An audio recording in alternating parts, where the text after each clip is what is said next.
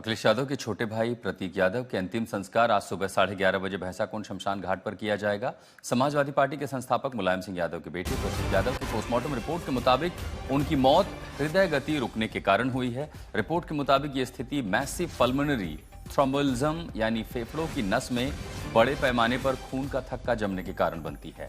38 साल के प्रतीक यादव की तबीयत अचानक बिगड़ने के बाद उन्हें बुधवार तड़के लखनऊ के सिविल अस्पताल ले जाया गया, जहां डॉक्टरों ने उन्हें मृत घोषित कर दिया। डॉक्टर के मुताबिक पोस्टमार्टम रिपोर्ट में प्रतीक के शरीर पर कई जगह चोट के निशान दिखे हैं, जो कि पुरानी चोट बताई जा रही है। बीमारी की वजह से उनके बाएं पैर के अंगूठे का नाखून भी नीला पड़ चुका था।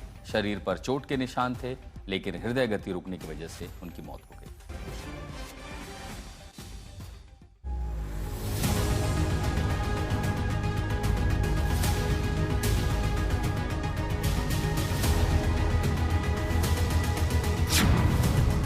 कैसे हुई अखिलेश यादव के भाई प्रतीक यादव की मौत? घर में प्रतीक यादव को क्या हुआ? अस्पताल ने क्या कहा?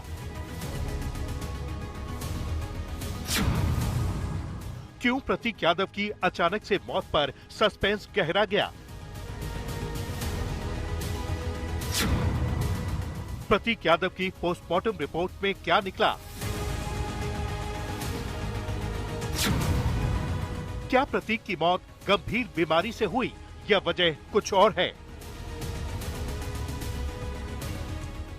मुलायम सिंह यादव की दूसरी पत्नी साधना गुप्ता के बेटे और अखिलेश यादव के सौतेले भाई प्रतीक यादव की मौत की खबर जैसे ही आती है, हर कोई हक्का बक्का रह जाता है, क्योंकि प्रतीक की उम्र महज 38 साल थी और सबसे बड़ी बात, प्रतीक यादव को फिटनेस फ्रीक माना जाता था।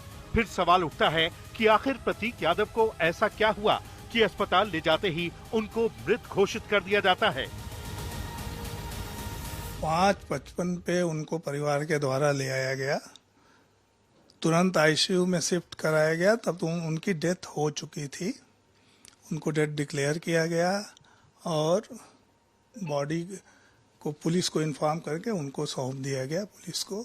पुलिस ने पंचनामा किया और उनकी बॉडी पोस्टमार्टम के लिए केजीएमयू मार्चरी भिजवा दी गई है।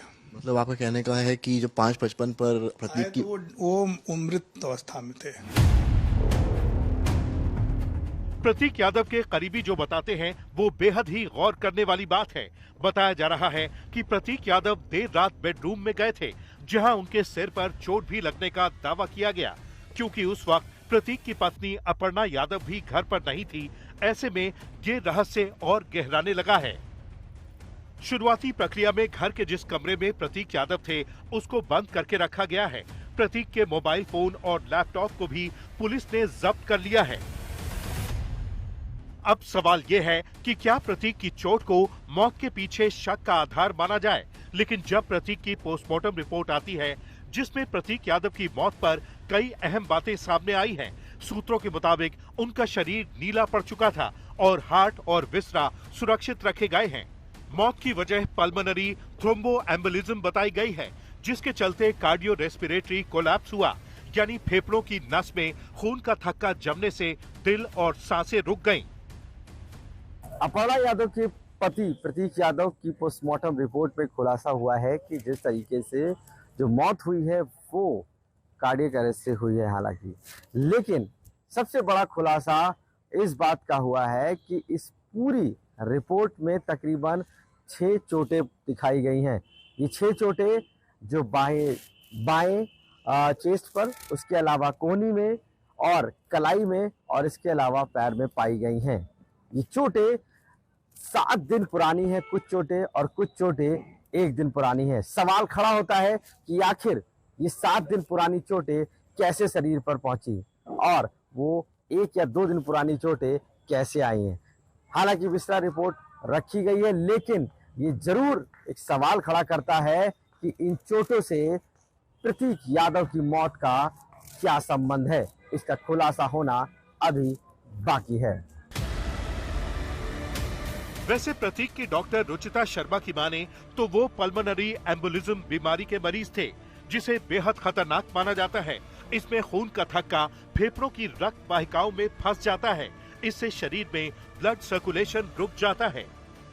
वो हमारे पुराने पेशेंट थे। मैं उनको पहले से ब्लड प्रेशर, हाइपरटेंशन और डीवीटी के लिए देखती थी। अभी कुछ दिन पहले उनका यहाँ पे एडमिशन हुआ था, जिसमें उनको पल्मोनरी एम्बोलिज्म हो गया था। इसमें ब्लड का क्लॉट जो है धमनियों में जाके जमा हो जाता है लंग्स की।